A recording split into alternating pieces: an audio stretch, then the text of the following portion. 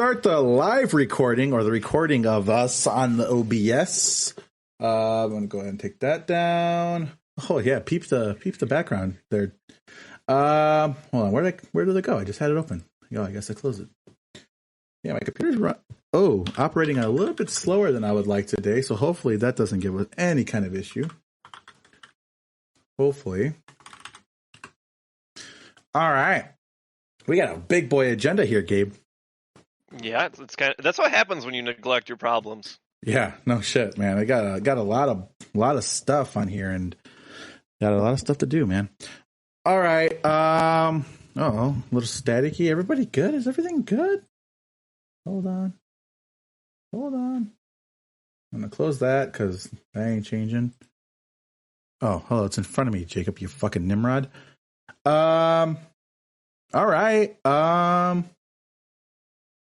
I don't think we're gonna roll the intro because it's been staticky and fuzzy and it's been bothering me.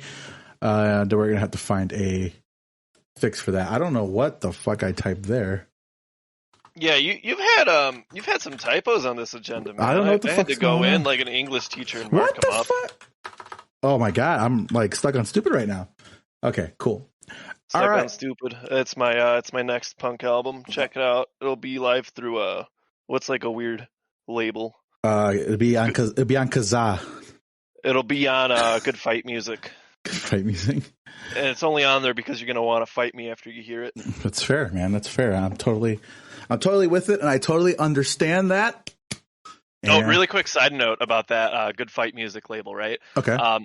So I was scrolling through their like merch section. Okay. And they have a bunch of like records that you can pick up, obviously, right? And they have like a good assortment. Like I want to say like maybe 200-ish things for sale. And I thought it was fucking hilarious because the only one of those records that is sold out was the 10th anniversary pressing of Long Live by the Chariot. Everything else was in stock. And I'm just like, oh man. All right, man. I'm ready if you are. Yeah, let's do that thing. Do we got to switch the number? No, the number is correct. It is the correct number. That? I feel like we've been on 176 for the past 3 episodes. Well, I don't know, man. It's been fucking almost 2 months since we did the last one. We skipped December altogether because reasons. I mean, it was Christmas season, to be fair. So yeah, well, all the things that we'll talk about once we get the show going. But are you ready? I am indeed ready. What is going on, guys? Welcome to the Second City Kids podcast, episode number 176. 176. And we are back from the South Side, Chicago, Illinois. And I know what you guys are thinking. You guys are thinking, where the fuck you guys been? And you'd be right. We've been gone for a while, as mentioned on the pre-roll. December is kind of a rough time overall with the holidays and whatnot. Also, I got sick the last 2 weeks of the year. I had the flu. It wasn't the COVID. It was the flu, and it kicked my fucking ass, bro. I had a temperature of 102 for a couple of days there. So not fun. But that will explain the absence and why we haven't been running the show. So my bad. Sorry, guys. Didn't mean to get sick, but it is what it is. With that being said, you know, I'm Jacob, and of course I have my wonderful, extraordinary co-host, who is... That's me? Oh, wow. I've never gotten such a nice intro before. Hi, everybody. It's Gabe. Yeah. And we are back. Go ahead. Also, really quick, I'm scrolling through the old episode feed. Do you want to know the last time we released the show in December? I would say 2019. 2018. Wow, was really? The last time. We had 4 December episodes in 2018. Wow. And then we haven't done one since. That's hilarious. Yeah, I mean, it's just a rough time, you know? It's hard. Yeah. I guess, let's start off with the formalities. How's your Christmas and New Year's, man? It was okay. Like I said, I got sick for the last 2 weeks of the year, and just recently shook the cough that came along with it. And I hate coughing more than anything on planet Earth. And, yeah, man, I'm not a fan of it at all. So I'm glad to be basically rid of it because, yeah, it sucks. It blows and I don't want to deal with it anymore. So Yeah, that's okay. Couple other things. Shit, man. Got a little bit of a new project that I am working on. Kind of like a clothing apparel brand thing. You've seen the shirt. I've put it out in a couple of places as far as so people could check it out. And, yeah, that's kind of my project. I know you've had projects. How's your holiday and projects that you've been working on? Good, man. We kept up. It's with the Christmas tradition. I think it's the 5th year we did it, this past one. So it was really nice. It was the most tame Christmas, but I think people had sort of the most fun with it. Mm-hmm. And, we did raffles, we did games, shit like that. Mm-hmm. And, it was just nice. I always tell everyone, like, it started off with myself and with my Muslim buddy that just one day said, "Are you fucking doing anything today?" Like, cause we're not, Yeah. And it went from just sort of like drinking and watching movies to this big whole ordeal. So it's really nice. I feel like 5 years is like a pretty solid anniversary of doing these things. For sure. We just got pictures from throughout the years and shenanigans all about. So it's really nice just kind of looking back and that was fun. For sure. New Year's was all right. Nothing too crazy there. Nashville trip got canceled because it was fucking snow, tornado, blizzard, ice, hail, ninth layer of hell kind of stuff. Yep. And then, of course, that didn't happen. So we decided not to burn our PTO because the amount of time that we would end up being there wouldn't even be worth the tassel of taking those days off. Mm-hmm. But it was nice getting all that money back. I'll say that. For sure. Sure. I was like, damn. Oh, yeah, we did kind of spend stuff on the preliminary shit. Okay. Yeah. Other than that, I did my own thing with the hoodies. Not selling them or anything like that. It was just kind of a small batch for everybody who showed up to Christmas. But yeah, I think those came out nice. It was a little stressful with everything, but I'm glad. I'm happy with the way they came out. Sure. Yeah. Like I said, similar vein, I mentioned it. I do have a kind of a cult, alternative apparel t-shirt company / hoodie company that I am starting called the Villain Empire. You guys can check that out on Facebook. You could see the first design. Something that I've been wanting to do for a while, and the concept's a little niche. I must admit. But essentially what the program is that each shirt's objective is to kind of tell the next part of the story for a particular character that I developed. And every shirt will be different and maybe introduce new characters along the way. And I got kind of like a story mapped out in my head that I'm going to tell from these shirts / hoodies. And kind of in a similar vein, I'm gonna, once I kind of get everything settled as far as printer and t-shirt brand, I'm going to have a kind of a special batch made just for crew and all that good stuff moving forward. I'm actually thinking of like maybe like an acid wash kind of a version of the shirt. Yeah, fuck yeah. Acid wash cutoffs. Yeah, something like that, just for crew, family and friends of the brand. And yeah, it is something that I'm kind of looking forward to. I don't know what inspired me one day, but I'm like, I think it'd be kind of cool. Got in contact with an artist through Fiverr and just kind of been working my way around. Got a new logo, all of that good stuff. And, we're going to get it rolling soon enough. Got the first hoodie printed. It looks good. There are some problems that I'm getting looked at. Got the second run printed. So maybe this brand will be the one that we roll with. T-shirt comes in tomorrow. Man, we got stuff to do, so. Yeah, man.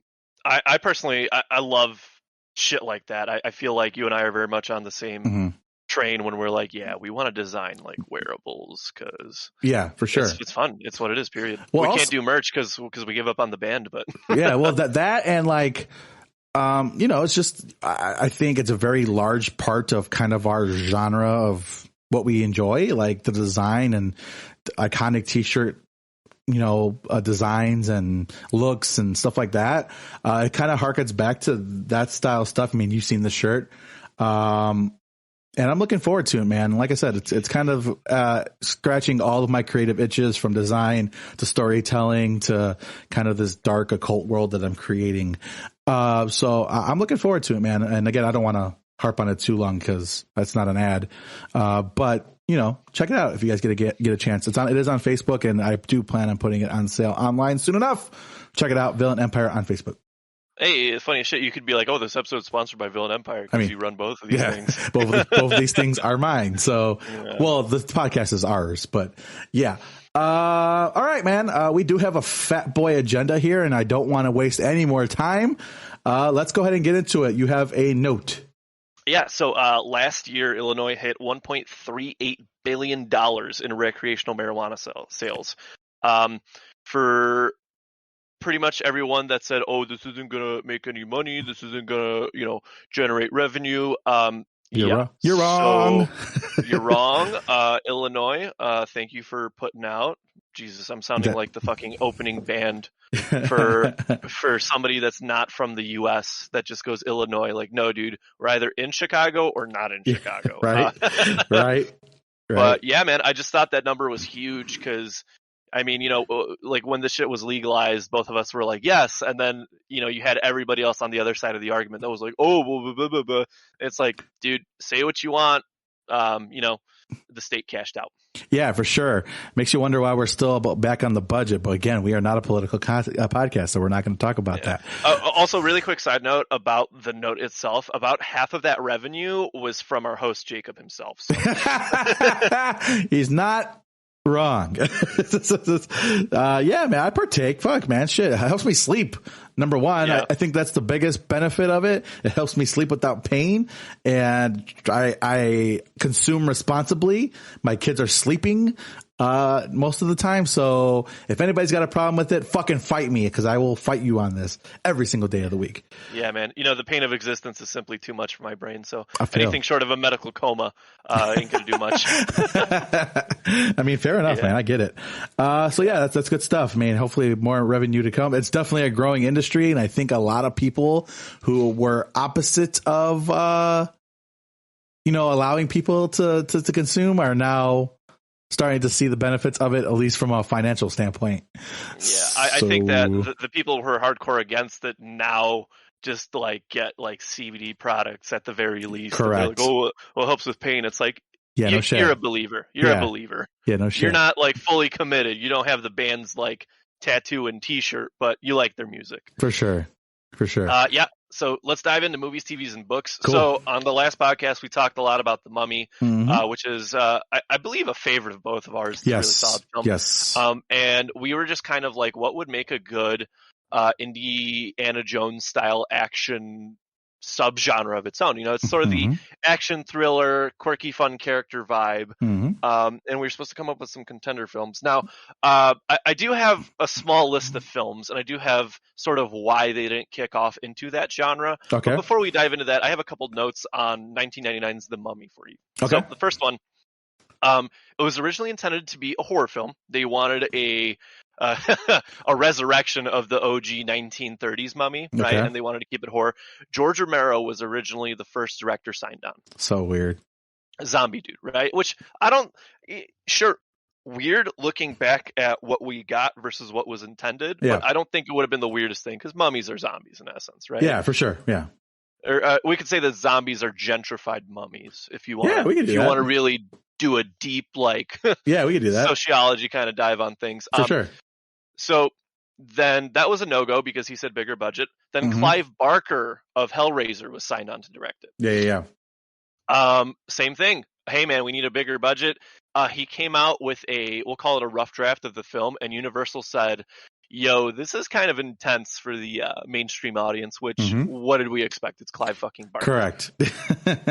Then Romero was signed on again. Okay.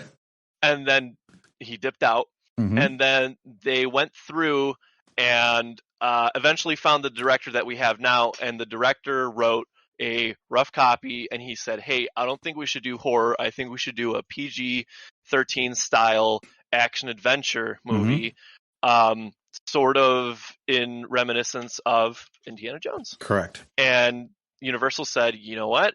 If that's the case, then we will give you the budget. And we got what we got. Yeah, man. I just thought that production history was pretty cool. This is all on Wikipedia, by the way. And then one more side note. So the casting, right? I think Brendan Fraser was the a perfect pick, right? And this is Mhm. like the Brendan Fraser movie for me. Like George of the Jungle was great, but this is quintessential Yeah, sure. 90s. Yeah, Rachel Weisz, Brendan Fraser, the whole cast is great. But originally, the original actors that they wanted to cast Okay. for Rick O'Connell in order was Tom Cruise, Brad Pitt, Matt Damon, Ben Affleck. And all of them were either not interested or they couldn't fit it into their schedules. And then they settled on Brendan Fraser. Imagine settling on Brendan Fraser. Yeah, that's what I said, because he killed it, dude. He like did. There's so much life. Imagine, robotic ass cold Tom Cruise. Well, you don't have to imagine it. Yeah, because it happened. We did that and it didn't work. Remember? Yeah. So I just thought it was kind of neat seeing the how this movie came to be, because on paper this thing should not have worked. Never. At all. Well, No, it's just Brendan Fraser is just pure charisma. Like that character is just so relatable and kind of like us, where he's kind of like, what the fuck is going on? Like, mommy's like, for real, like. Here's my thing. And here's why I think that the movie is so rewatchable. Part of it is because he has this childlike, this sort of sex appeal where, maybe that's not a good combination of words, little but weird. this like teenage, like the hot dude, like the high school, heartthrob, right? Where it's like, oh, it's the cool dude in class, blah, blah, blah. Where it's like, when you're younger, you're like, damn, I kind of want to be like Brendan Fraser. Like, for sure, everybody likes him. He's charismatic, blah, blah, blah. And then when you sort of grow up a bit, and I don't know if you've rewatched it, but like, he's also like the goofy, cool dad, where you're like, yeah, that's my dad, but he's the best dad ever, and I couldn't want anyone else. Correct. Yeah, man. Nailing it on that. So, but yeah, like you mentioned, with that being said, you and I kind of gave ourselves a mission, kind of, sort of, to dig through our archives and kind of pick out other indie style movies, right? And we think The Mummy is the best representative of that. I think it's on both of our lists, so we can go ahead and skip it. We've definitely talked about it at length on this podcast in the past, right? So, I'm going to go ahead and let you start off. Do you have another film that you think is a spiritual indie movie? Yeah. Do you want to sort of like rattle them off and go through them? Yeah, we can do that. So the first one is actually another Brendan Fraser film. The issue with this one was vast. The issues, I should say. I think Journey to the Center of the Earth would have been really, really solid as this style of film. Mm-hmm. Unfortunately, it didn't do great numbers. The Mummy didn't get great critical acclaim, but it murdered in the box office. It did, yeah. And there's just something missing. I don't know if it was the writing choices, the directing, or the whole sort of like the CGI is in the foreground. That's the thing. So I just recently rewatched this for the first time in a long time, and the movie, like, there's really nothing wrong with it. It's just like a PG version of like an indie film. But essentially the problem is that it was too CGI'd. None of the backgrounds or like, creatures that they were dealing with had, like soul to it, because it all felt very robotic and computerized. And that's the big thing. Like Indiana Jones, say what you will, but he is a memorable character. Mm-hmm. And there's, anybody over the age of like 30 will very like calmly and casually drop like lines from those movies where applicable. I think that says a lot, right? Because you need to have a likable cast. For sure. And in regards to the CGI, I know the Mummy movies had obviously the Scorpion King and Imhotep's sort of magical conjurings. Yes. The thing is with those is like every time they're on screen you go, ugh. But it's just such a negligible thing because the rest of the movie is so phenomenal. Good. Yeah. And it's one of those things where it's like, it's a product of the time. Like this didn't hold up well, but literally everything else is like the other 98% part of the movie is phenomenal. Right. Correct. And I feel like with Journey's problem, it's like, hey, come see this for the CGI. And we know how technology works. In 9 months, you're going to have something twice as good and twice the price. And when you sort of have the spectacle up front and you're going to want to promote like I said, the spectacle, not the story, go with practical effects. That's why Star Wars holds up. Absolutely. I 100% agree with that. For me, I think something that I'm not even like a really big fan of this particular film that I'm about to rattle off, but I did watch it again recently with the wife. I don't understand why people enjoy it. It's just, for something about it misses the mark. The fucking Goonies, bro. Okay. Again, great film. Mm-hmm. There's something just not there. They have a great cast, but I think that the grandeur of the adventure just isn't there. It needs to be, part of it needs to be a spectacle, right? It needs to be something hidden, something uncovered, something fun, something that's familiar yet very foreign and mysterious at the same time. Correct. Yeah, for sure. So the Goonies, like, it had kind of that lovable cast, like you mentioned, and there was definitely a sense of adventure. And I think as far as scaling, I get why they didn't have maybe the indie-sized adventure, because they're kids, you know. So I guess that kind of sort of makes sense. But I think as far as like an action adventure kind of a film, I think it's pretty good as far as fulfilling kind of that indie kind of role. So there's that.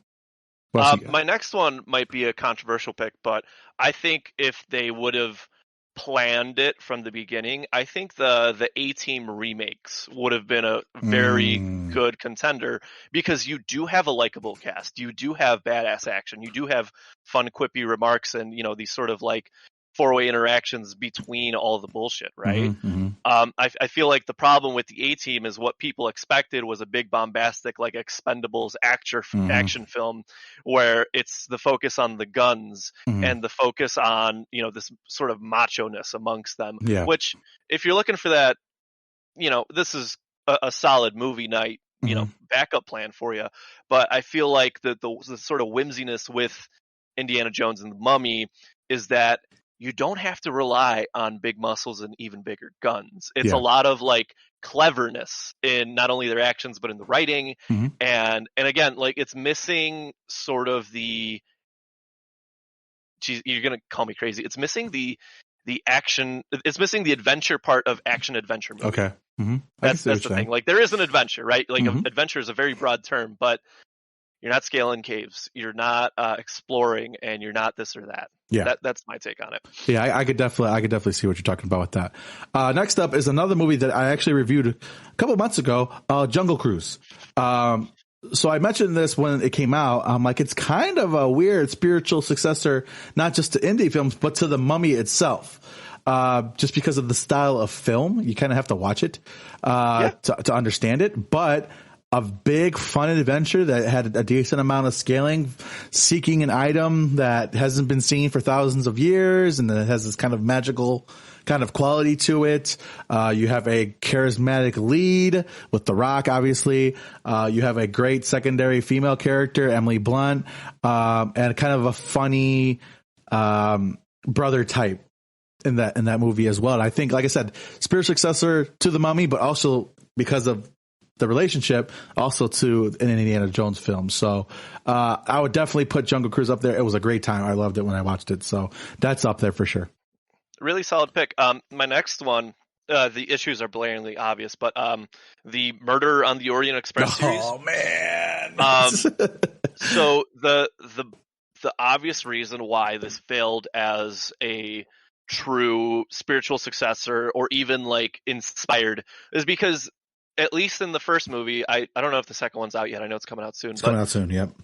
It fails to stand on its own legs. It's like a newborn deer, and you know, we reviewed the movie, the first one, when it came out originally, and it has a lot of the elements, man. It brings together that good sense of mystery, the sort of the chase scenes here and there, and the whodunit vibe, right? Yeah. And I know in essence, if we really boil it down, they're probably not too similar. I just feel like a lot of the same elements were brought in, and we could have evoked a lot of the same feeling that we got from The Mummy from this film. But again, like, we have our issues, we have our gripes with it, and it's kind of, like I said, a newborn deer. It's sort of at this point in time before the second one comes out, Death on the Nile, it's failing to stand on its own legs. And then in addition to that, the other blaring issue we have is that the only character that's going to go from movie to movie is the main one, the detective. And if you're going to lean on one character, if you're going to have like a Bond type, right, your Bond has to be phenomenal, period. Yeah, for sure. Like, he has to be lovable. He has to have angles. He has to be multifaceted and dimensional. And we enjoy Daniel Craig's Bond, and that's why we review the movies on here. But some of the other Bonds were very flat. Yeah. And Pierce Brosnan. Sorry, keep going. Yeah. So we'll see how it develops. Absolutely. But like I said, I feel like it would be, if it just pulled together, if it got its shit together, it would be very much like dude, like I would definitely recommend you this movie if you've just finished watching the first 2 Mummy films and need something in the same vein. For sure. Maybe the whole Egypt thing, Death on the Nile, like really just, threw me for a loop here, but whatever. Maybe. And last but not least, I think this one's one that we actually even mentioned when we brought up the subject, National Treasure. Yes. I think it's probably the most indie adjacent film that I named, because it's kind of the same kind of character and kind of with the same kind of objective. So, a good film. I think I'm going to go ahead and say it's Nick Cage's last great film. So, no, The Color Out of Space was phenomenal. Oh, okay. I mean, I haven't seen it. So last one that I've seen, at least. So, you got everything that you want. Kind of the indie formula, good film. I liked it. I think there's not too much to say about that because the resemblance is obvious. Yeah.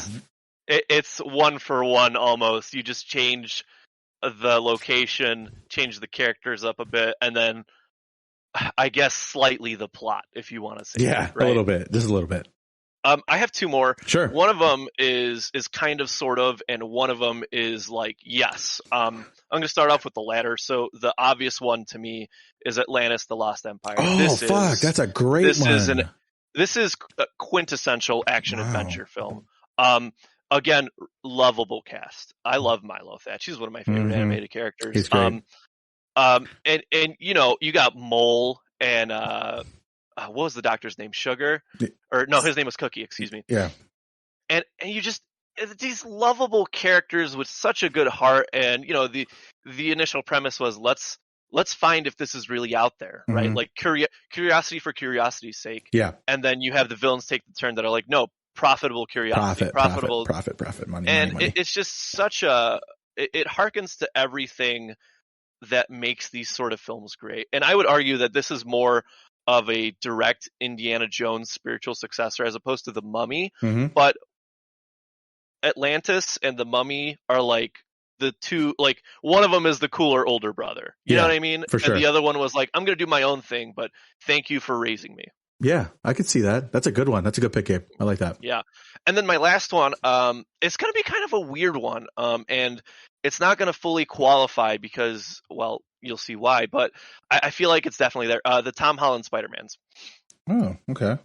And I feel like the issue why it doesn't translate over was because you have, it's a superhero movie. They're superhero movies, period. And simply because of that, you're going to have an action film. It's not going to be the same vibe as, Discovery for Discovery's sake, right? Or like this grand trip across Egypt. And I know I'm really nitpicking here, but the cast is lovable. And a lot of it is sort of learning to live and deal and interact with yourself and the people around you. And I feel like at its very core, Spider-Man in some weird twice removed cousin who was your dad's brother's ex-roommate in college, Goldfish's owner kind of vibe. It's there in bits and pieces. And, I don't want to harken too much on Spider-Man because we're reviewing that movie a little later down the line. But I mean, I don't know. Am I going crazy? Do you see like little flashes? I get what you're talking about. Definitely. I think the thing that is missing is kind of the MacGuffin, right? I think that's the thing that kind of makes the indie movies is the thing that they're pursuing. And I think that's where the Spider-Man movies missed the mark. But overall, I could definitely see what you're talking about. I think people are going to ream me for this one. I think the big thing is the journey, right? And not like the quote unquote spiritual or self-development journey, the actual, we're on a fucking train, we're on a hot air balloon, we're like riding through the desert on motorcycles, kind of like the physical distance measurable journey to get there and all the bullshit that happens along the way. And I don't know, I feel like sort of listening to what I've been saying, it's very hard to quantify or qualify, I should say, what makes this action indie adventure subgenre what it is, right? Because like if you listen to this, you're gonna be like, okay, so lovable cast and traveling. It's like not necessarily, but by the same logic, like Around the World in 80 Days is very much an indie adventure kind of vibe. It's hard to describe, man. Those movies really had this sort of invisible thread around them that tied the bow nicely on like the perfect Christmas present. You know what I mean? It's just magic in the air, and call it chemistry, call it directing, call it writing, call it casting, whatever you want to call it. Yeah. The Mummy had it. The Indiana Jones movies had it, and it's hard to replicate that. But I feel like we listed off a bunch of really good movies that tried really damn hard and were maybe just a little shy of the mark. Yeah, for sure. I'd agree. Overall, I'm pretty satisfied with both of the lists that we have. But speaking of lists, we actually have another one that we have to do, because you and I discussed satires and parodies last episode, and basically I'm like, well, let's name our top 3. Did you do this? Yeah. So mine are sort of, I guess, call them mainstream, man. Okay. But I like my choices. Sure. So Spaceballs, first and foremost, because Spaceballs was the first time I ever saw a movie and I went, this is making fun of the original content. It was, I mean, because the movie was out way before we were born. You know what I mean? And it was just one of those things where I remember the day I saw it too. We were at a grocery store and they had it in the $5 bin. And I saw it and I was like, this kind of looks like Star Wars. And we bought it and I watched it and it was fucking hilarious. And it still remains hilarious because now you can understand all the jokes you missed when you were like 6 years old watching this for the first time. Yeah. The best thing about this, in my opinion, is that George Lucas greenlit it and he said, yeah, dude, go for it. Just don't make any merch. And then they make fun of that exact contract clause. They make it a whole ass joke. And I don't know, man, it's a simple one, but I think it gets the point across that you don't need some deep introspective commentary on society. Sometimes you could just have a movie that's like, yo, dude, what if we made Star Wars but Aldi brand? You know? For sure. Yeah. Cool. Yeah, mine are kind of, I would say 2 kind of mainstream films and one that's my personal favorite that's a little bit more of a deep cut. But opening up, Zombieland. All right. Yes. Zombieland, it was just taking the zombie thing that was so fucking popular at the time. You remember, where everything was a zombie thing, a zombie game, a zombie movie. And basically this took kind of the Scream approach, right? Taking this thing that was very oversaturated, a little past its prime, and, made fun of it, right? Taking a lot of the tropes, and things that we can rely on when it comes to these zombie films and kind of making a joke out of it in a respectful way, because there's 2 types of way to make a joke, right? There's ones where the person that you're making fun of can laugh at, and there's the one where the person you're making fun of wants to hit you in the mouth. And this is the one where the person that you're making fun of wants to laugh. So, yeah, to me, it's hilarious. It's a good zombie movie with some pretty solid zombie kills. And yeah, underrated in my opinion.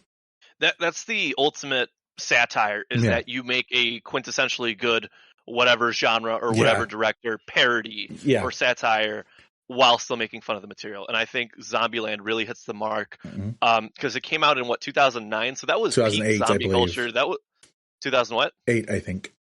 Well, whatever. You have The Walking Dead full swing. You have this is post remake of Dawn of the Dead, right? I feel like that movie really sort of like up the stakes. Like the quarter pipe got higher after that film came out. Yeah. And you had shit like The Devil Wears Prada drop in, the zombie EP. Like, dude, we did a whole episode on this podcast and on the other podcast about zombies. So we don't need to retread old ground, but yes, absolutely wholeheartedly agree. And I would even argue that the follow-up Zombieland 2, looking back at the history of zombies through the lens of now, even just puts the cherry on top. There's such a great franchise. Yes, sir. My next one is a bit of a classic pick, the Monty Python movies. Okay. Now, for satire's sake, I think Life of Brian really accomplishes what it does. I mean, parodying the Bible is fucking great, and just sort of the quips and jokes, like, you know what I mean? When this came out, it was very offensive, and I feel like that's sort of a benchmark goal of a satire, where it's like you thoroughly piss off the people you make fun of, whether they get the joke or not. Correct. It's not my favorite Monty Python. My favorite is The Meaning of Life, just because we'll get into that. But I think this really set the bar for a lot of these parody movies, man. It said like, oh, well, you think this is like consecrated ground that you can't touch, and then these funny British men went, no, we're gonna rip this a new one. And that's what it is. And I feel like they tore down barriers and broke walls that were thought of as 10-inch thick reinforced steel bank vault doors back in the day, and they said, no, this is fucking drywall. Take a lighter to it. My name is Kyle. Yeah. Oh shit. Yeah, that's a good one. Next up for me, again, kind of in the horror vein, I can't help myself. Cabin in the Woods. Yes. Cabin in the Woods. Dude, my favorite thing about it is that oftentimes throughout the film, it's almost like they're looking at the audience and winking, and just taking kind of that Lost in the Woods kind of trope and literally doing everything that's ever been done and be like, yeah, well, it's kind of done with the purpose, and that purpose is ridiculous. And we got gods to please, essentially. And just the insanity at the end of the film, where all the creatures get free and just are fucking up that facility. It's just it's fucking cinema wonder, dude. I love that shit. So that was actually my last one. Cabin in the Woods is the director's playbook to how to write a classic horror film. It really gives you all the rules and how to use and manipulate them, like the whole last girl virgin trope, the whole meathead dude. My favorite part was Chris Hemsworth's character is introduced as the super smart dude. Like doctor, gonna be a doctor guy. Yes, and then through the manipulation of sort of behind the scenes stuff, devolves into the stereotypical jock. Correct. Yeah. Right. And this movie does so much. It subverts expectations, yet while fulfilling them.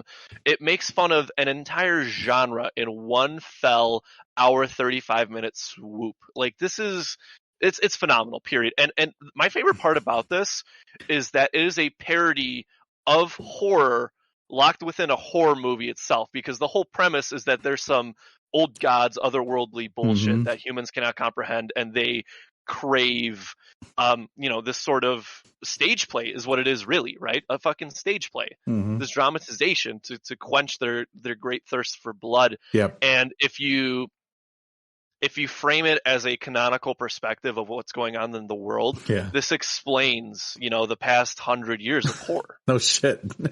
and obviously, like, nobody does that, right? Nobody. I don't know. Well, let me say this. Let me rectify that statement. I don't know anybody personally who said Cabin in the Woods broke my mind, and now I worship the giant squid overlords, right? not to diss the squid overlords. Yeah. They're always listening. Yeah, but absolutely. This is, in my opinion, in the past, I don't know, maybe 10 years, this is like, do you want to experience a good satire and you don't want to read manuscripts upon manuscripts or understand, inside jokes from 100 years ago? This is the way to do it. And I feel like everybody's seen enough horror films to sort of get the jokes. And I love it so much. It really is a phenomenal film. But that was my third as well. Okay, cool. And last but not least, this movie, I saw this movie in high school and I was fucking dying. Dr. Strangelove, or How I Learned to Stop Worrying and Love the Bomb. Yes. This movie is just absolutely batshit crazy in like the best ways. Dude, I literally spit out water when the scientist was trying to hail Hitler. Dude, I was in class and I could not even contain myself. I was dying in the background of the class. This movie is fucking funny. It's thought provocative. And it's just fucking fantastic, dude. The general named Jack Ripper, like, come on, dude. It's just a fucking hilarious movie. And if you haven't seen it, like I said, it's kind of, I don't want to say a deep cut because it definitely has a cult following, but definitely not as mainstream as the other ones that we had mentioned, Which is funny because 50 years ago, 60 years ago, this would have been the mainstream choice. Absolutely, yeah. And now it's faded into this weird tree trunk of obscurity where it holds all of the other parodies on its back. Yeah, it's so deep in the roots of it that you can't even see it anymore. You know what I mean? It is in the ground. This is a 100-year-old oak tree that is holding up parodies to come. Yeah, dude. I just love it so much. So again, really, I just wanted people to see it. So if you haven't seen it, please watch it. Again, I watched it in high school. Oh my God, it was so good. So check that out. So those were our top 3 satire and parody movies. I think we did a really good job with those. Yeah. Man. I feel like maybe one of those was expected out of both of us. Yeah, for sure. Cabin in the Woods, but that's because we wax poetic about it. Yeah. But no, dude, like really solid job. Proud of you. Yeah, thanks, man. Appreciate it. Yeah. So let's dive into Spider-Man No Way Home review. We have quite a few amount of reviews on this podcast right now. Hang on. Let me count them up right now. So we have 1, 2, 3, 4, 5, 6, 7, 8, 9, 10 movies or show reviews. Oh my word. Okay, so shit. I want to spend a little bit of time on Spider-Man because I feel like it deserves it. Sure. Do you want to go first or should I go first? I want to know your opinion. Go ahead. Yeah, absolutely. So I went out and I saw Spider-Man No Way Home. It was kind of a dog shit day, but it wasn't because of Spider-Man. It was sort of everything that happened before and after. I got a ticket. It was snowing. The whole fucking 9 yards, right? Just kind of like Americana, typical bad day to start off like get your coffee wrong, New York, shit like that. Yeah, So let's talk about this. So we have 2 decades of live action Spider-Man films building up to this moment. Spoiler warning, by the way. Spoilers up the ass. Spoiler up the ass, for sure. So we have 2 decades of Spider-Man live action films that were not meant to succeed, if we're being honest. Nobody believed in the live action superhero movie until Sam Raimi and Tobey Maguire went up and did it. Yeah. And this really, if you ask me, this is the reason, the OG Spider-Man is the reason why Marvel is so goddamn successful. You could put it on Iron Man 2, but my money's on Spider-Man. Okay. What is there to say about this film? It is the summit, the peak, the absolute point of Mount Everest of Spider-Man films. It brings back all the past Spider-Man. It brings back all of the past villains, circumventing 1 or 2. Yeah. This is the culmination of 20 years of cultural zeitgeist, 20 years of filmography, 20 years of perfecting the formula for a Spider-Man movie. Not even a superhero movie, a fucking Spider-Man movie, right? 20 years of hard work, 3 dynasties. Yeah. And it's beautiful. There's nothing else to say about it. It's beautiful. You can nitpick, you can split hairs all you want, but as a movie, it is solid. And as a Spider-Man movie, it is quintessential. This is the Spider-Man experience. There will never be a better live action Spider-Man movie than this. And I straight up told everybody that I went to go see it with, they should not make any more Spider-Man movies. Period. The only way you're going to get away with making another Spider-Man movie is if you make them animated. Yeah. That's my take on it. I love that they brought back everyone. I love their interactions, and I love that all of the Spider-Men had their redeeming moment in the new Spider-Man movie. Did. And the fact of the matter that they poke fun at the problems with their own movies, it's so meta. It is a movie by the fans for the fans. It deserves every little bit of praise. It was such a good watch, and I'm gonna take a small moment to wax poetic about one of my favorite actors of all time.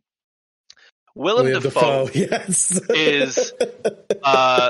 is your guy.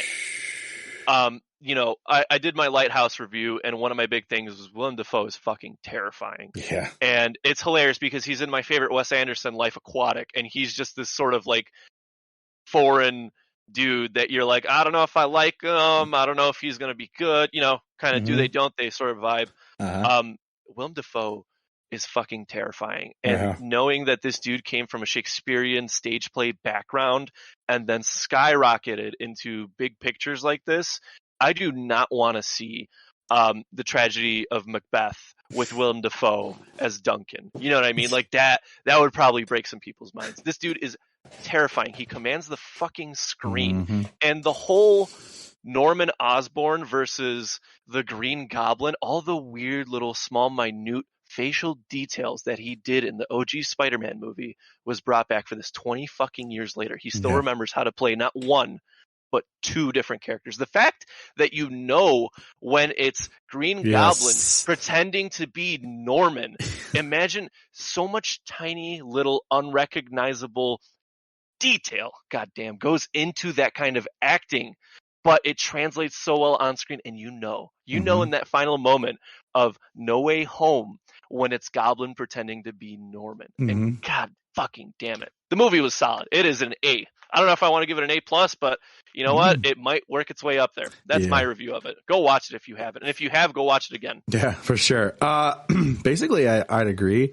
I love my favorite thing about Willem Dafoe's performance on this particular movie is that they said, you know what, bro, your facial expressions are so fucking great. Get rid of the mask. You know what I mean? Yeah, holy shit. like the goblin mask was broken in the first 30 minutes. Yeah, and it's like, dude, you're so good at this. Your face with a hood over it is going to be more menacing than anything you did in the previous Spider-Man movies. And he is correct on that. All right.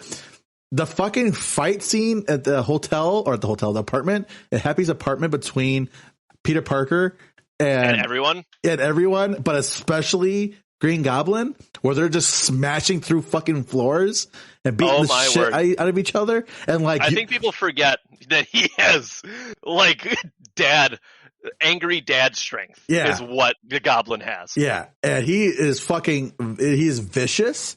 He is vile. He is terrifying, more so than he's ever been on a live action screen ever before. Right. Yeah. And it goes beyond just, a superhero movie. He is a vile piece of shit, right? And you want to see Peter Parker shove his fist through his fucking skull. You really do.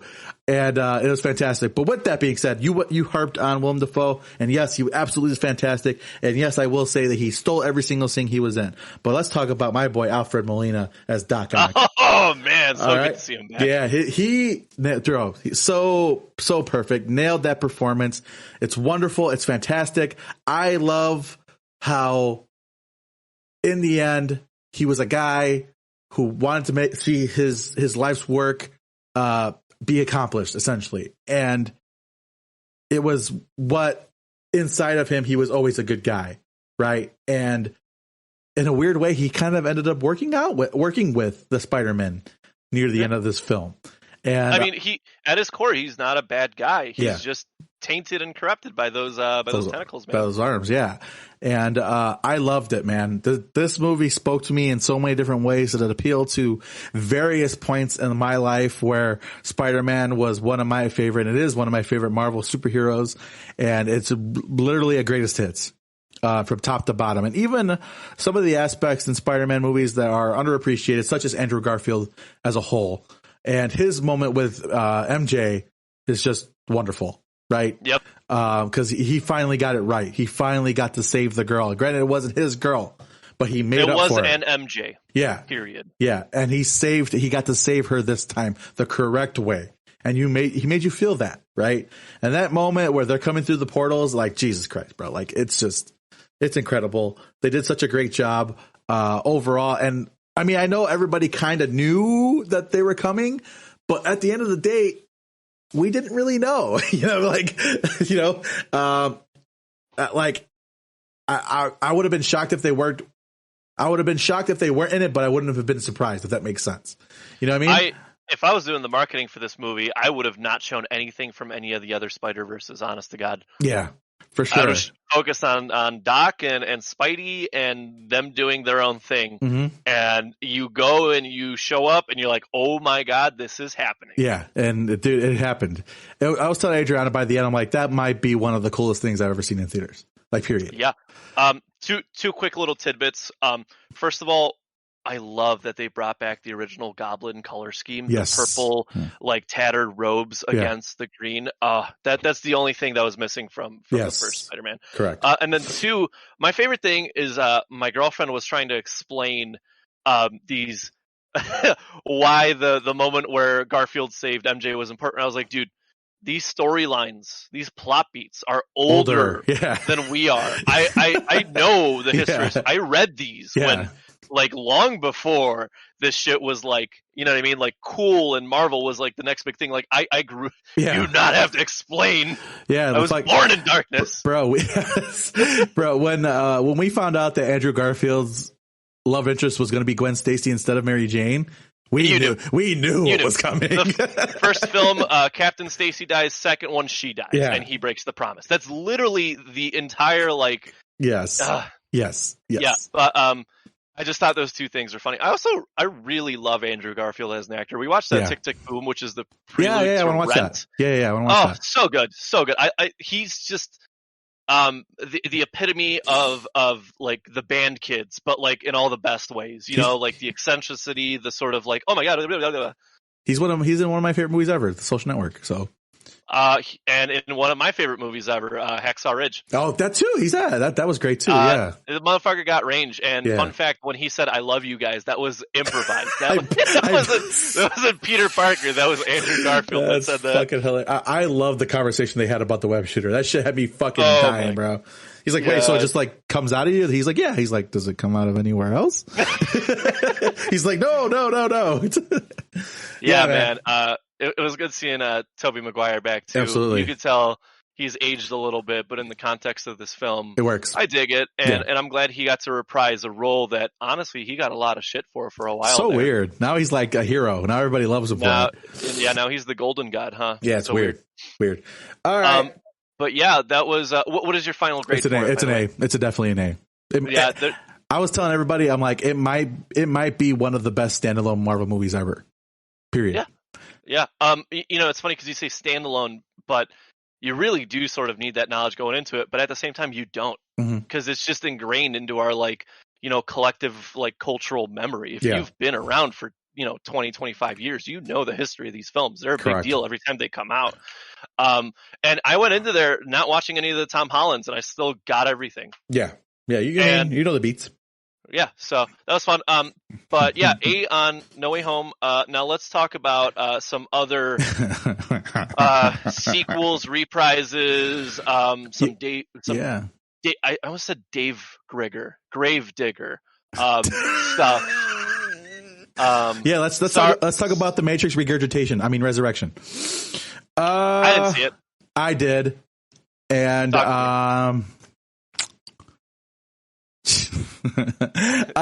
so I went into this movie. You and I talked about it when the trailers dropped. I'm like, I am worried about this movie because it looks like shit, right? And we're like, well, sometime maybe it could be a badly cut trailer. I am here to inform you that no, it is a piece of shit movie. Basically, it feels like it was made because a corporation went up to the Wachowskis and said, you know what? We'll give you a boatload of this money if you make another one. And they said, bet. It is almost beat for beat, kind of a remake / redo / retcon of everything that you know about the Matrix. By the end, I was totally fucking confused, and not in the way that I wanted to know what happens next, but more so that I'm going to shut this off and never turn it on ever again. The action scenes were subpar. The visual effects were not great. The character motivations, I don't understand. It's just convoluted. They have too much going on. Bullshit. Now, the only two things that I can praise is number one, Keanu Reeves' performance in it was fantastic. And number two, Carrie-Anne Moss's performance as Trinity was in it was fantastic. Everything else about this movie is totally skippable. It is by far the worst Matrix movie to ever exist, ever, period. And I don't give a shit what people have to say about Revolution or whatever the fuck was the name of the last movie. That movie is dude, it is Ben-Hur compared to this movie. This movie is trash, bro. Garbage bin. Horrible. If it's fucking $2 at my Walmart, fucking pick one up bin, I'm staying there. I'm not picking it up. I'll never watch this movie again. It is an insult to the fucking franchise. It is an F every day of the week. Wow. Okay. Moving on. Encanto. What is this? Encanto. I don't want to talk about the Matrix, honestly. I don't. Good. Encanto. So Encanto is Disney's most recent jam, right? Now, essentially, I didn't really know a whole lot about this movie going into it. All I knew is that it was kind of Latin based, and these characters kind of have these magical gifts, and that they use for various reasons. Now, essentially, this is a movie about family. This is a movie about expectations and living up to them. It's about pressure put on you by your family and how people react to it and how people don't react to it, kind of a way, and about how pressure and expectation could damage your family. And it was wonderful, dude. Number one, the first thing I have to know, that I have to recognize about the film, the design of these characters. This is a movie that is based in Colombia, and much like Colombia as a country, there are people of different shades, colors, sizes, haircut types, all of that stuff. You have those dark Colombians, you have light-skinned Colombians. Dude, the design of these characters was fucking flawless. Every single character looked great from top to bottom, right? The music, because this is made by the guy who did, I guess, Hamilton, which people might keep on ranting and raving about. I'm not going to watch it. And the guy who did the music for Coco. And goddamn, every single song in this movie is a banger. Every single one. I was saying that as we were going through it. I'm like, that song was a banger. That song was a banger. That song was beautiful. That song was fantastic. And there's a lot of them. I feel like they rely a little bit more heavily on music in this particular film than they do on any of them, any of the other Disney films recently. This was really, really good. All right. A lot of great songs. And I'm sure you've seen on the internet, we don't talk about Bruno. This is from this movie. And it's wonderful. It's great. I was crying by the end. Fantastic film. It is an A.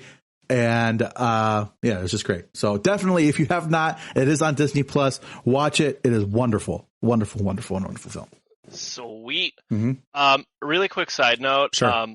I love Ingested. We'll get into them when we talk about music, but holy shit, they're genuinely nice guys. I just got a reply in my DMs from them. I'll mention it. Scream. I know you're excited for this one. Talk to me about it. Scream. So I actually got a chance to watch this yesterday. And similar to The Matrix Revolution, I was worried going into it because the trailer didn't quite convince me, right? I was a little worried going into this film. And unlike The Matrix, this movie was fantastic. All right. Now, there's a couple of complaints that I have. I'm not going to get too spoilery into this, but the only thing I will say is that the killer at the end, the motivation was a little wonky. Okay. It didn't really make a whole lot of sense. With that being said, the performance of Ghostface, the actual Ghostface killer in the costume with the voice, was fucking fantastic. This is the most menacing, the most diabolical, the most vicious and savage Ghostface has been in the whole entire franchise so far. Right. And it was great. David Arquette was fucking phenomenal in this film. Now, people who know me know that I am the biggest anti-Dewey fan in all of Scream, right? I don't like Dewey as a character at this point because I feel like he should have died a long fucking time ago. Malcolm was your favorite, right? Malcolm? Who the fuck's Malcolm? From Malcolm in the Middle. Oh, you're stupid. You're stupid. Oh my God. I hate you. Anyways, Dewey, I'm not a big Dewey fan, right? And I've been talking about how he doesn't need to exist. This movie gives him a reason to exist because David Arquette did such a great job with this character this time around. Very, very good. My favorite thing about this film is that it focuses more heavily on the new characters, right? Because my biggest complaint about Scream 4 is that, yeah, that was good, but it was still very Sidney, Gale Weathers, and Dewey centric, right? This one is really not that. It focuses on the new character, especially the new two main leads. They are very good. They have a very good family dynamic. You believe everything they got going on. And this character kind of has a secret that she's not telling everybody. And it kind of ties into the past. So it does have some good homages to the original set, the first set. And I'm curious on what they're going to do moving forward because I did enjoy this film quite a bit. I would put it in the middle as far as Screams because I think the first one is untouchable. I liked 3 a lot. I know I'm kind of alone on that. I know a lot of people don't like 3 a whole lot. And then I'll put 5 in the center spot. So definitely check it out. It was a good movie. So like I said, some of the kills were really, really good. And this is by far, like I said, the most ballsy the Ghostface killer has been. Because this dude's killing people in daylight. Like, what the fuck? Since when does he do that? For crying out loud. But very, very cool. So definitely check it out if you're a fan of the franchise. And if you want to see kind of Ghostface on an elevated, frantic kind of level, this is it. So good. I had a great time with it. I liked it a lot. I kept on the ride home. I kept on saying, that was pretty good. I kept on saying it because it was pretty good. B+. Cool. Next up, Keanu joins Devil in the White City. Thoughts? When is it coming out? Because I've been hearing about this for fucking 5 years. I saw the news and I was just like, cool. This thing's still in production. Can we fucking get the ball rolling? Because you're right. I think it was announced maybe a year or two after we started doing this goddamn podcast. I think it might be within the first 15 episodes that we started talking about this. Crazy to me. To me. And it's Scorsese too, isn't it? Yeah, I think so. It's supposed to be. Dude, come on. Yeah. Get your shit together. Leo's supposed to be in it too. So. Oh, well, moving on. Yeah. Keanu Reeves, Devil in the White City, if it ever comes out. Yeah. So Dwayne The Rock Johnson wants to be James Bond. Yeah. Dwayne James The Rock Bond Johnson wants to be himself. What are your thoughts? No. That's So hang on. Let me throw this out. First of all, everybody wants to be fucking James Bond. Like it was the same shit when Trav left Varials. Everybody said he wants to do vocals for Varials. You guys, you don't have to send us your fucking. Jesus Christ! Your dad submitted an audition to be James Bond, and I love your dad. He's a good dude, but come on, man, like stay in your lane. Here's my thing. You remember how we praised Dwayne for, yeah, man, do whatever makes money. Like it doesn't have to be a killer film. Just kind of go in there, be yourself. People love you regardless. Correct. That is coming back to bite you in the ass because ain't nobody gonna want to watch a James Bond. Have him be the villain. I'm cool with that. I could do that. If you could have, and I feel like The Rock can do like a mean villain too. Like a funny, like, oh haha, but we're buddies, right? And then kills the Bond girl. You know, yes. do what Javier Bardem did, but make it more like Vas from Far Cry 3. There we go. I can fuck with that. There you go. Have him be the villain. Don't be Bond. Idris Elba, next Bond, please. I mean, did you watch the new James Bond? True. Listen, there's a lot of contenders. Everybody wants to be him. I saw people wanting Timothée Chalamet to be James Bond. You got to prove that you're worth the chops. The Bond movies, you do not have a Bond movie that has a small budget. These are big multi-film endeavors at this point. This is a franchise people give a shit about. Correct. It's like if you wanted to do another trilogy of Star Wars films. Every little casting choice you make before anything comes out about the movie ever, people are going to scrutinize up and down, left and right. Correct. The Rock should not be Bond. Have him be a villain. That would be fun. He could be both the villain and the comedic relief. I'm telling you, give him like a Vaz angle from Far Cry 3. You have him be this like totally off his rocker, macho big dude that like, oh, I'm sorry, man, were my henchmen in the way? And then he like, bangs their skulls together, be like, dude, like, I'm sorry, man, I just got like a new service for it. Like everybody's so rude, blah blah. Like crazy, funny, evil. Yes. That's how you're gonna do it. And you're welcome. I will take my check in the mail. You can reach out to me via email. That's the only way I'm going to accept it. Correct. I agree. Other than that, no. That's my big thing on it. So, I mean, I love The Rock. Not this time. We're not doing it. All right. Sorry, bud. Yeah. Next, Jurassic World Dominion. They came out I guess they came out without I don't even know how to explain it. It's like a 10-minute snippet from the new movie, and it looked pretty good.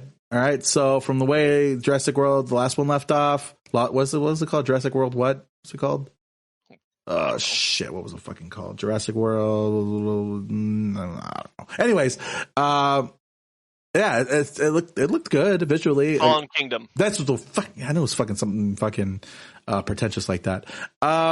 It looks good. I mean, shit. I was a big fan of the first Jurassic World. I thought they nailed it. Fallen Kingdom, not so much. So, 2 out of 3 ain't bad, I guess. That's what Meatloaf said. So let's see what happens with Jurassic World Dominion. At the very least, it looks great. So, got any opinion on the matter? I do. These last handful of Jurassic Park movies have drained my love for the franchise. Even the first Jurassic World, even that one? It was okay. Yeah. Dude, Chris Pratt, good for you for making money. Stop fucking putting him in things, dude. I'm getting real sick of it. Yeah. What's the deal? Why are you so sick of Chris Pratt? He's just not good. He's not a good person, man. And especially, you know what did it in for me? The Black Panther as Star-Lord. Holy shit. That's the way it should have been from the get-go. Anyhow, whatever, man. Cash out. Do you? I am not interested. Like I said, this franchise has drained me for, when did the first one come out? 15? For 7 years. The first one in this trilogy, obviously. It has drained me for 7 years, and it has overpromised and underdelivered. And Okay, I'd agree with that. I'm leaning back on this one, man. I'm not going to go see it. Copy. So I got that. All right, cool. Next up, Hawkeye. So the franchise has run the series, season, whatever the hell they're doing with it, has run its course. Have you watched it at all by chance? No, I have not, unfortunately. We've been busy with other things on our bucket list, like shows. Sure. And movies. Absolutely. So Jerry Renner is fantastic in it. I love Haley Steinfeld. I think she's a wonderful actress, and I think she's the future of acting as a whole. And she's great. And overall, I would say it was pretty good. With that being said, it's definitely the least interesting and probably the worst live action series that they've done. And probably the least necessary, but there's definitely implications that reach larger things out for the future. So I guess we'll have to wait and see on those things. I enjoyed it. It was fun. It was kind of Christmassy and related. So I thought that was kind of an interesting choice and viewpoint. I do like it. It's not bad. Definitely not. Probably a B- on the scale, because especially since like WandaVision and Loki were like A+, I liked it, but definitely not the most interesting so far. Cool. Yeah, Loki's kind of the breadwinner for me, if you want to call it that, the golden boy. Mm-hmm. Really quick, before I dive into this next one, 7 of these items on movies, TVs, and books, not including the very first 2, are reprises or continuations of old franchises, by the way. So this is the way the media is going. We're gonna keep beating that dead horse back to life. Okay, so let's talk Midnight Mass. Do you like Stephen King? He's okay. Yeah. Holy shit, Midnight Mass is, let me open this up, swinging dicks, because this is the only way I'm going to get my point across. This is the best Netflix horror original, period. Stranger Things does not compete. A lot of Netflix's original catalog, period, does not come close to Midnight Mass. Midnight Mass is a story of a priest who goes to a small fishing town off the coast of Maine. Guess what this is inspired by? Stephen King. There you go. You got it. It is phenomenal.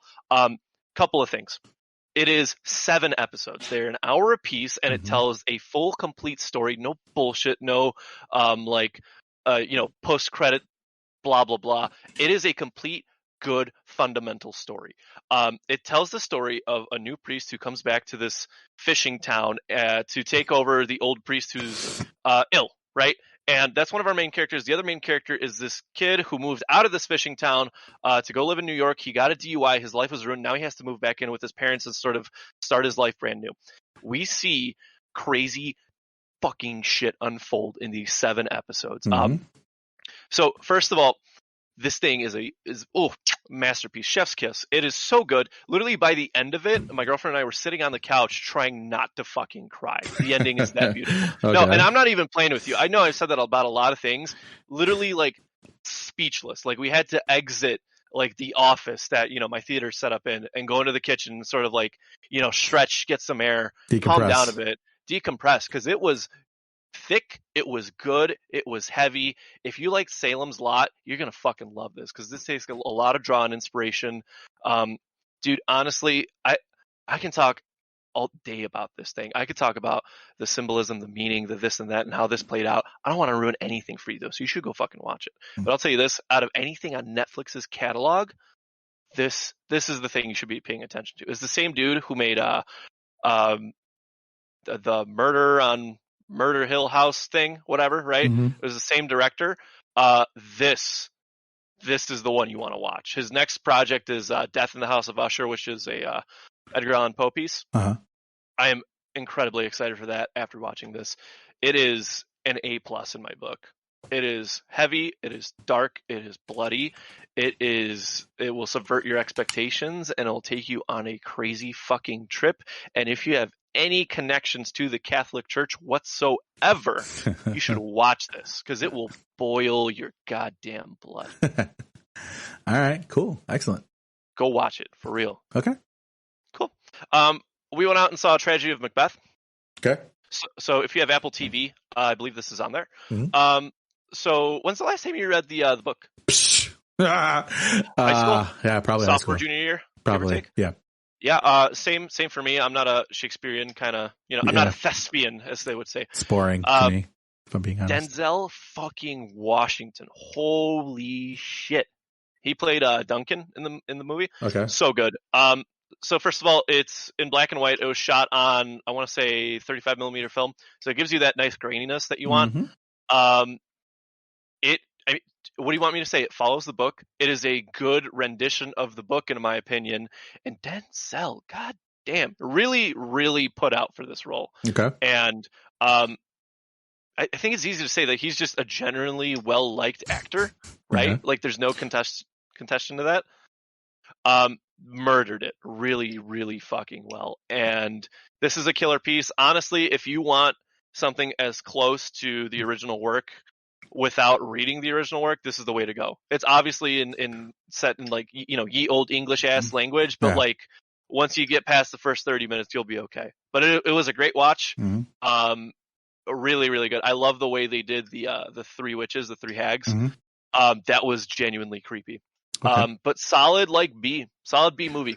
Breaking news from Second City Kids: Denzel Washington's a great actor. We've seen him do so many good roles, like Book of Eli and so on and so forth, for sure. right? And Training Day, yeah, that's usually the one that and so many of like the macho dude. But in classic thespian theater, he still murders it, which shouldn't be a surprise, but it's a delightful one because this is the first time I've seen him do a role like this. That's all. Okay, cool, fair enough. Cool. We also went out and saw a movie called Licorice Pizza. Yeah, tell me about this because I want to watch. I was kind of curious about this. So it's a Paul Thomas Anderson piece set in the 70s. It's sort of a coming of age story where this high school kid falls in love with. There's no way around this. She is a grown ass woman. She is 25 years of age. Okay. And sort of the story revolves around them pursuing, not pursuing each other. Will they? Won't they? It's a rom-com. A couple of things I'll say about this.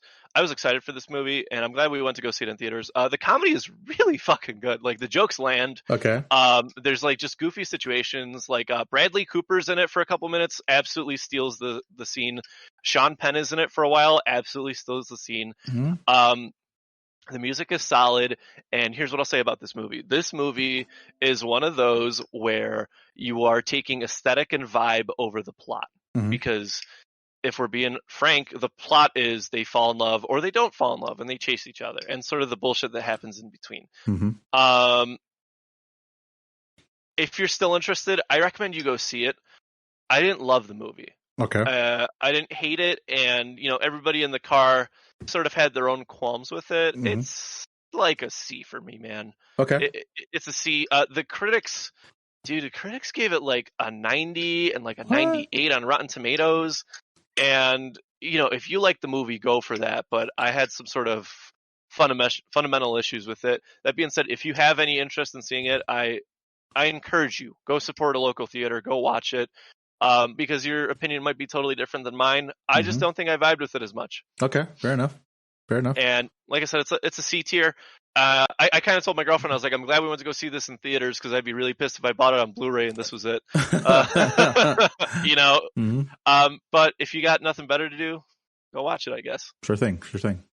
Cool. Susperia is a movie on Amazon. If you got Prime, it is readily available.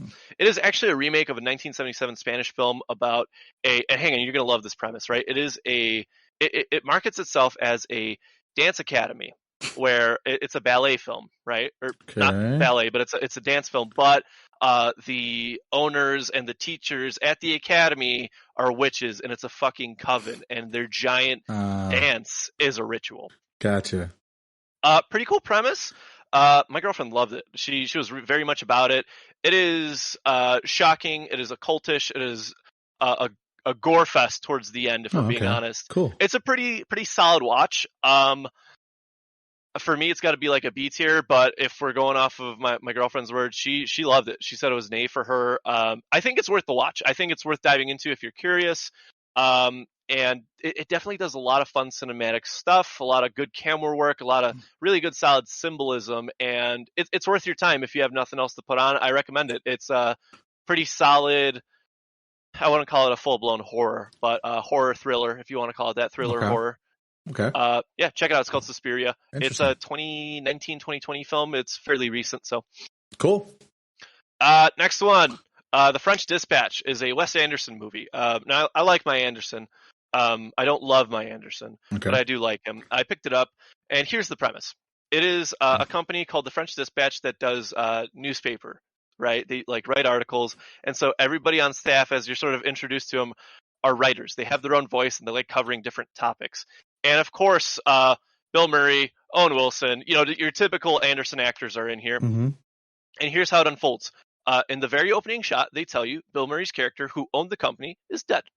Okay. And the movie is told through flashbacks of the stories. So Owen Wilson's character did a whole sort of city-centric piece about this town in France and what is it like to bike through it, and sort of describes the ambiance and the atmosphere within that town. And it's sort of Owen Wilson going through and narrating the story as it unfolds before our very eyes. It's very quirky. It's very fun.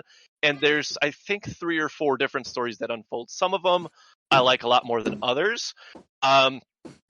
It's good. If you like Anderson, if you like Fantastic, if you like Life Aquatic, if you liked Moonrise Kingdom, if you liked any of those films, this is definitely worth the watch.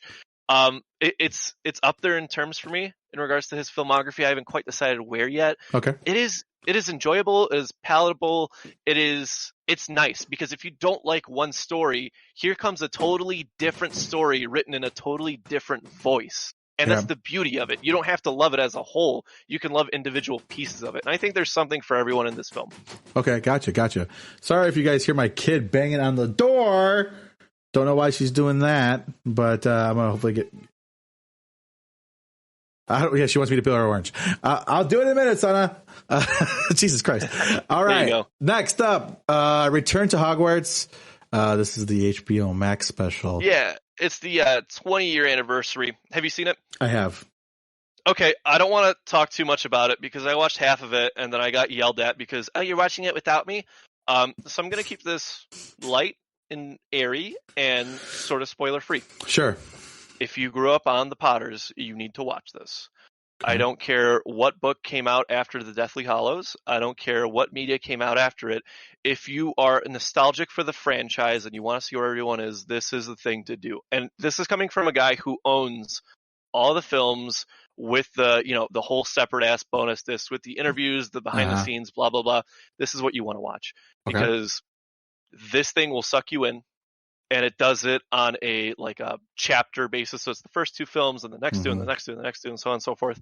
It's going to pull you in. It's going to make you teary-eyed and it's going to make you want to rewatch everything. The biggest thing, and again, this is only from watching half the fucking thing because apparently she wanted to watch it out of the blue. The thing is as the characters are going through that point in their life and they're showing the flashbacks, the behind the scenes, the bloopers, it's really easy to remember where you were at your point in time in your life when you watched these movies as they were coming out. And the nostalgia, this movie simply drips of it. And it gets emotional. And it's pretty solid. I haven't fucking finished it. I feel like I got to say that.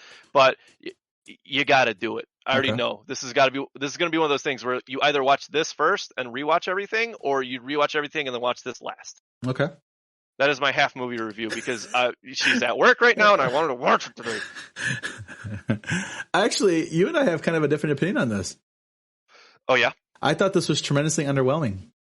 Really? Tremendously. I didn't. I mean, it was fine. But as far as reunions go, this is like the 3rd best that I've seen on HBO Max. I think Fresh Prince reunion was better, and I think the Friends reunion was better. This was it was good. I mean, like I said, but a lot of the stuff I've already seen.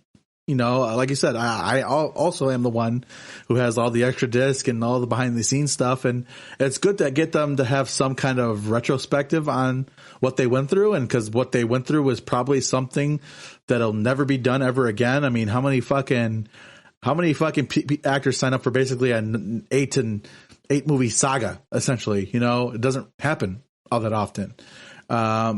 So the kind of their introspective on it was kind of cool, but to me, I just didn't learn anything new. Really, you know, it was fine. The only thing that I'm glad that we saw a little bit more of was like their last day of shooting, but like, you know, nothing new. I thought it was fine, and I think, you know, if you're a Harry Potter fan, you kind of have to watch it. But I don't know, wasn't blown away by it, so I think it's kind of interesting how you and I have different opinions on that. Maybe my opinion is skewed because I've I'm sorry, did I mention that I've only seen half of it? Perhaps it's the forbidden fruit situation you got going on where you're just like, I want it more because I haven't seen it. Maybe my opinion will change upon completion, but that's my thoughts halfway through, and I hate fucking segmenting. If the movie is 4 hours long, if we're watching Godfather, I'm gonna go pee. I'm gonna go pee again immediately after I pee because the couple of fucking drops are gonna turn into a river. I'm gonna get 4 buckets of popcorn ready, and I'm gonna have all my snacks, and we're gonna sit down and watch it. I'm not pausing the goddamn Godfather. Anyway, I agree. We're getting up there. So yeah, pretty thick in the movie. The thickest department. Let's get into gaming. Pretty short one, and then we'll do the music stuff. So start us off with Bioshock Isolation. So apparently the next Bioshock has been announced and given a title. So Bioshock 4 Isolation. Now, with that being said, hold up. I have not finished all the Bioshock games. Okay. I do have the remaster, and I do plan on going through it, maybe going through it on stream now that I have everything kind of set up the way that I want. So, you know, I think the Bioshock name automatically brings a certain level of gravitas and large expectations. I know it has its own gravity. Yeah, for sure. It's definitely one of those bigger titles in all of gaming that people love this franchise. Like, they care deeply about it. So I think it's good news for gaming overall. I mean, Bioshock 4 obviously brings a lot of eyes and ears back to gaming. So, you know, just announced, nothing crazy, nothing big, nothing new, but it is coming down the pipeline, I'm sure, within the next couple of years. So keep your eye out for that. Cool beans. The Last of Us Remastered. So very obviously I put this one on here, right? Yeah, for sure. So they are remastering / director's cut. That's what we're being told, of The Last of Us, the OG, the greatest game ever made, in my opinion. Sure. It's basically my opinion. So what I'm hearing is that they're doing a lot of extra storylines that apparently that they cut because some of them are related to the TV show that's supposed to be dropping soon as well. I mean, whatever. All right. I think if you look back at maybe The Last of Us now, some of the gameplay feels a little clunky. And I think that's one of the unspoken things about Last of Us Part 2 is that it definitely refined the gameplay and added some cool new features to it, depending on how you feel about the story. But cool, I guess, you know, more of Last of Us 2. But I can't help but feel that it's kind of a last grasp kind of attempt to get back on gamers' good side. Because The Last of Us 2 was a very controversial, divided opinion, right? So I guess we'll see. I'm probably going to play it. I will play it just because it's my favorite game of all time. But again, I can't help but feel that they're just grasping to keep this thing relevant, if that makes sense. Sure, I gotcha. Yeah, so, you know, we'll wait and see, I guess. I don't know. Okay. Next! Jesus. Sorry. New Warzone map, Caldera. People are fucking freaking out about this, okay? I don't know why. I don't know why people want Verdansk back so goddamn bad. We played it for fucking 2 years. It's time to fucking move on, all right? The fucking map sucked by the end. I don't give a shit what anybody says. Just because you can't sit on a building and camp your ass off and wait to the end doesn't mean this map is bad. Fuck! Man, it's one of those things. Get on my goddamn nerves. Everybody's a whiny, cry little bitch. Shit changes, man. It has to. All right? Not saying the map is perfect. Not saying it. It's definitely fun, though. And I definitely feel like it's more fairly balanced than the other one. But, yeah, that's my little rant. Because I can't stand people who are just bitching about it because it's not the same thing as it was before. So what do you want? You want something new? Or do you want the same shit? God damn it. That's my opinion. Okay. Solid. I got a game from 2015 on here. Yeah. I finally got around to it. Hey. Do you know anything about this? Okay, so is this related to the Souls games? It is the same company, yes, it is FromSoft that did this. Is it like story-wise related or not? No, okay. it is its own standalone. Okay. It is set in England somewhere. Well, it's supposed to be England, right? Mhm. And it is a it is really good, is what it is. It is a Lovecraftian take on the traditional oh, Jesus werewolf Christ. in London. That scared the fuck out of me, yo. What? Your mic just fucking distorted hardcore and it scared the shit out of me. Yeah, the Squid Overlords. Yeah, no shit, dude. Fucking Christ. Keep going, sorry. So I picked it up because I was craving something, and I bought the DLC. Sure. I'm about 90% of the way through it, and I'm going to tell you this. I already love the game. Mm-hmm. I am obsessed, and you know me. You know me. I either commit fully or I don't, right? My only question is, did you buy a hat already? No, not yet. It is definitely in the works though. Here's my thing. And I know you're not about the Souls games. I am not. It is free if you have PS Plus. Oh. And to my understanding, this isn't my opinion on it, because obviously I started with a Souls game. Mm-hmm. If you do not like the Souls games, this is the one you start with. Okay. It is very this game forces you to play aggressive. That's what it is. And coming from a Souls background, it's very much like a take a hit or two, hide behind my shield, or like scurry away for a bit. No, this game forces you into the fucking action. And and I looked this up. Here's how the AI works. If the AI sees you fucking healing, they are programmed to fuck up your day, man. And if that doesn't scream you need to play aggressive, I don't know what does. I would love to see you fucking live stream. Why? This game. Why are you trying to torture me? Because it's not torture. It's about overcoming obstacles and getting good. Because this game gives you the tools, all the tools. It can be as easy as hard as you want it to be, and that's the core premise. It is terrifying. It is. It sets the mood really fucking well. There's been more than one occasion where I've jumped out of my fucking seat. I'll tell you this: the scariest enemies in this game are the crows, because they are like German Shepherd-sized crows. They don't do a whole ton of damage, but the way the audio is mixed, they come first and foremost. They are right in your face when they fucking start screaming, and sweet baby Jesus, it's terrifying. Personally, I think this game appeals to a lot of the things I like. Against sort of the existential horror, Lovecraftian nightmare kind of vibe, mixed in with ye old English kind of, we have to hunt them, laddie. That was terrible English. That's not great. Sorry.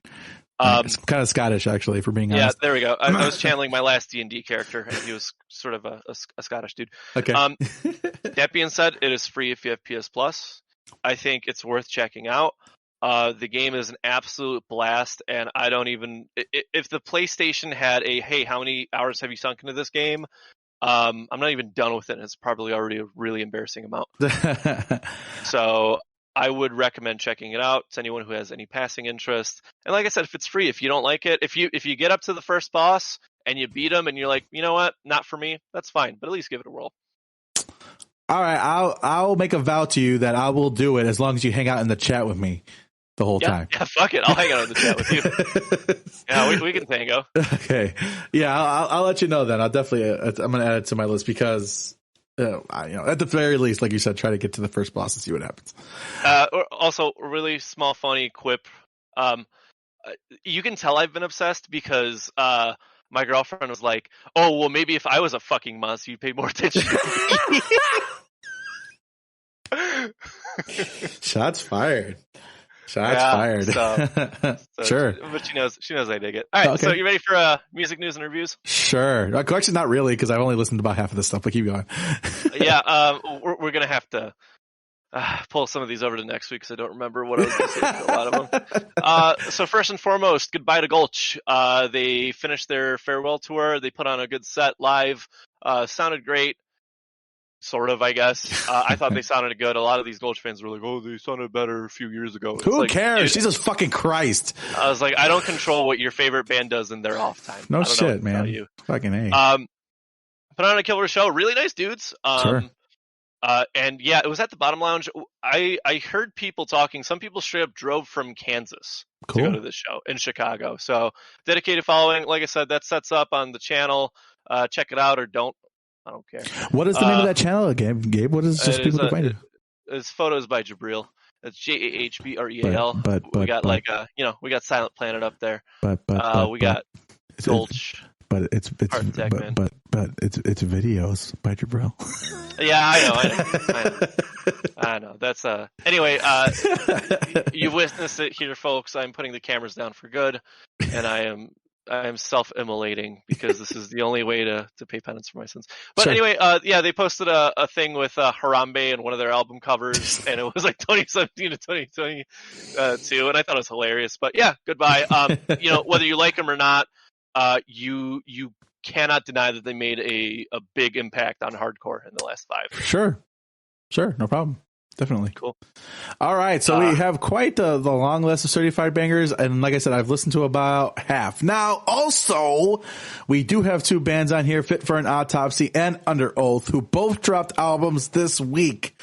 Yeah. So I'm thinking that we pull them off this list and do full-blown album reviews the next time for the pod. Also, since I got you on air, we got to do our year in review. I was dreading this. Yeah, so you could throw that on for next week or the next show, which I'm actually planning on doing soon, sooner than what we have been, because I want to do the year in review. It's probably be a shorter episode, especially when it comes to shit like Concert of the Year. You went to a lot more than I did. I think I only went to 1. So, shit like that. I want to get it done. So with that, we'll go through the bangers that we're probably not going to talk about going before that, but we do have to talk about it. So let's go ahead and get through some of these. So the Amity Affliction, Give Up the Ghost. They've also dropped another subsequent track since then. I have not listened to that one, but I did listen to this one, and I actually liked it quite a bit. I think it harkens back to kind of the Chasing Ghosts era? Yeah. Are you fucking kidding me? That's exactly what it is. Yeah, a little bit of the older version of them that is definitely better. So I did like the chorus. And again, I mentioned this, regardless of how I feel about some of their newer stuff, these boys know how to write a fucking chorus, right? So definitely, if you're a fan of the older style Amity Affliction, definitely check this out because you will definitely dig it the most. What are your opinion? Yeah, I mean, the track was good. I guess I guess here's my thing, right? Like, they tread into a new sort of direction for the band themselves, right? Yeah. And then, I mean, you know what happened? They weren't doing quite as well, and so they decided to backtrack. And I'm kind of on the fence about the commitment level, because Bring Me the Horizon committed, right? Yeah. They said, no, fuck it, it's what we doing now, yeah? And, I like old Amity. And then there's that space between, like, after Let the Oceans Take Me up until now, where it's a lot of mixed feelings, is what it is. Yeah. So the track is good, though. If you don't give a shit about that stuff, go check it out. I mean, it's a banger, right? Sure. These guys know how to write a chorus. Period. It's what it is, and they know how to supplement that chorus with a lot of meat in the instrumentals and the breakdowns here and there. Correct. Solid track. That's my only qualm. Pillars of Ivory dropped a track called L.O.W. Pillars of Ivory is a band that is first on this podcast, if I'm not mistaken. Mm-hmm. And but they've been around for a bit. Really, really good, chuggy, grimy. Put that on your workout playlist. You won't regret it. Hate 56 actually also dropped a set of theirs from a while back, so I would check that out. This is a band we got to pay more attention to. That is what I will leave it at. Pillars of Ivory, you said. Okay. Yep. I'll definitely download the song now because I haven't listened to it yet. Cool. And then 4 Year Strong dropped MYVEK. Did we say this is a reprisal of, was it like an acoustic version of one of the older songs? Yeah, I think so. 4 Year Strong. Let me pull it up to verify, because I know we did the album review off of Brain Pain and we both liked it quite a bit. Yeah, so this is not an acoustic version. This is off the bonus disc. Okay. It is. So there's 2 new tracks, MYVEK and Pipe Dream, and then they have the Bittersweet Symphony to close it off, and then they have a bunch of acoustic covers and remixes in between those 3 tracks. Yeah. I liked it quite a bit. I know they're grown ass men with like, you know, being dads and shit, like living the dad life. Please go on tour. Please drop more music. I feel like I need more. Aren't they on tour right now? Who are they on tour with? So weren't they on tour with like Silverstein or something like that recently? I'm pretty sure they were. Let me look that up real quick. Keep the conversation going. But I think, they actually just finished a tour December 30th in Worcester, Massachusetts. Who do they play with at that show, Gabe? Because I'm looking at it right now. You tell me. I don't have the list. Counterparts, End, In Spirit. Oh yeah, and Keep Flying. Cool. Yeah. Anyway, my wish was granted, and I didn't even know it. So a really quick fun stat, because I'm looking at the song kick stats with them. Yeah. What is the band do you think that they've toured the most with? The band that they have toured the most with, like all time? Yeah. Oh man, who have they toured with a lot that I can recall? I have the top 5 up here. Go ahead, shoot it. Number 1, apparently 246 shows with Every Time I Die. Okay, I can believe that. I wonder how many of that is Warped Tour crossover. Probably a lot. Yeah. Mayday Parade, 232. Okay. Little less Kings, surprised by that. 216. Wow. Really? Motionless in White, 166. That's fucking fun. That's weird. That's probably a little Warped Tour crossover too, though. And this last one's going to weird you out. Chelsea Grin, 155 shows. That's interesting. That's got to be Warped Tour crossover too, man. It has to be. I'm thinking most of these are Warped Tour crossovers. I think they fit in really well with like Every Time I Die. I think they fit pretty well with fucking everybody, if I'm being honest. Yeah, maybe they're just the Warped Tour band, right? Yeah. But most played in L.A. Chicago is number 4th, right above Detroit, and right below NYC. So, cool. Yeah, 4 Years Strong, MYVEK, check it out. I know we're a little late to the party. Sure. So there's a band called DJINN-GHUL, and they dropped a track called Pleonexia. Oh my god, it is nasty. It is dirty. Do you remember? You remember when I would compare like songs and albums to when you get your ass whooped in Mortal Kombat X? Yes. This it just makes me want to resurrect that that like vein of metaphors, and we'll get into vein later. But anyway, good one. Good one. Yeah. Check it out. It is an absolute banger. Next one, Eskimo Callboy. They are doing. Say what you want. I will. They are doing a better version of what Attack I fucking knew it. You were gonna say that. Hang on. I don't want to compare them, but some of my coworkers come to me for music recommendations, and the topic of Attack came up, and I gave them the spiel. I was like, Attack is doing what Attack does best, pissing people off, because the new music just ain't cutting it, right? And I said, if you want a better alternative, check out Eskimo Callboy, sorry.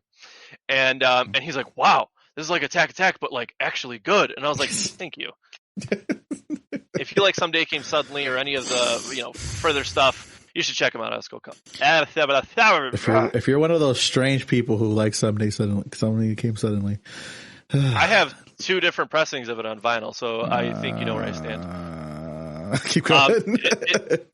That being said, the metal bits are properly fucking sure. They took their time. So strange. Keep going. Cool. And then the last one, Vane. I'm sorry, the band formerly known as Vane, now known as Vane.fm. Yeah, what the fuck is that? I'm so weirded out by that. Keep going. I have no idea what happened with that. Did you listen to this one? No, because I was so confused. I'm like, is this actual? And I never listened. Yeah. They switched their name about a year ago. Why? Okay. I don't know. Is it a copyright thing?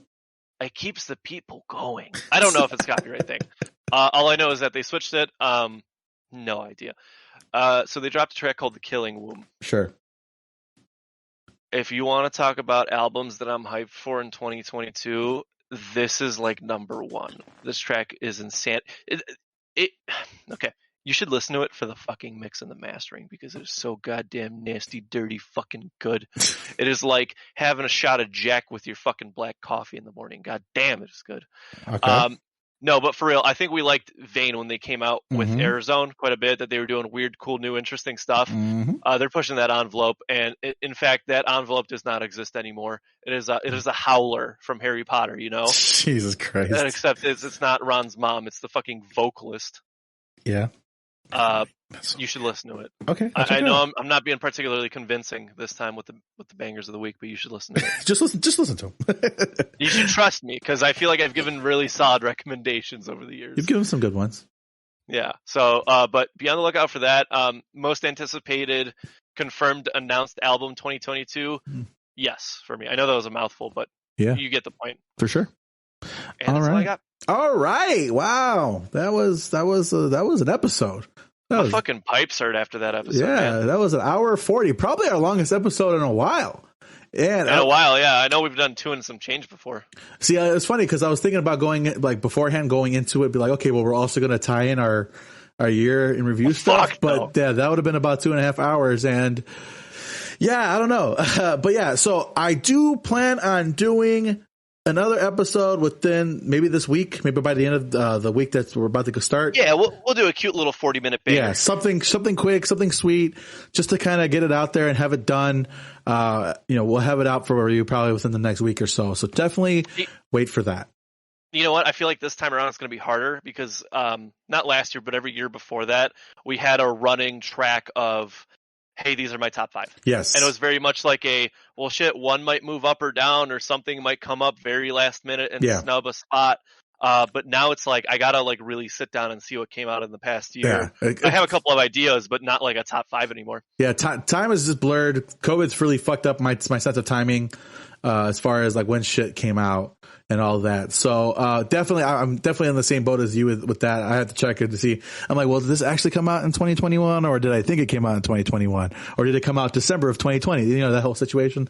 So, definitely going to go through some of that and, all of that. So, thank you guys for joining us again. Don't forget to check out Gabe's Photos by Jabril YouTube channel, where, if you want to maybe request a band for him to go ahead and record, and if they're cool with it, maybe he can go ahead and do that. Don't forget to check out the Villain Empire on Facebook. We will be dropping that shirt and hoodie soon. I promise you. I'm sorry for the hangups. I do have people actually like physically waiting for me to drop this. But I got to make sure the shit's quality. That's the most important thing to me. So, it's going to be real good. Definitely excited for that. You guys know the deal. Check out everything else that we got. We're out and about. And again, I promise, we'll have the year in review episode out this week at some point. I'm really excited to get this year going. Hopefully the news ramps up a little bit more so me and Gabe can do the show a little bit more regularly than we have done in the last 2 years, but it is what it is. As the news comes, we'll do shows. I promise. Yeah. With that being said, thank you guys for joining us for episode 176. 176 of the Second City Kids podcast, and we'll see you next week for 177. 177. 77. It's my thing. How do I boof it? Yeah, I don't know. It's weird. But thank you guys for joining us, and until next time, deuces.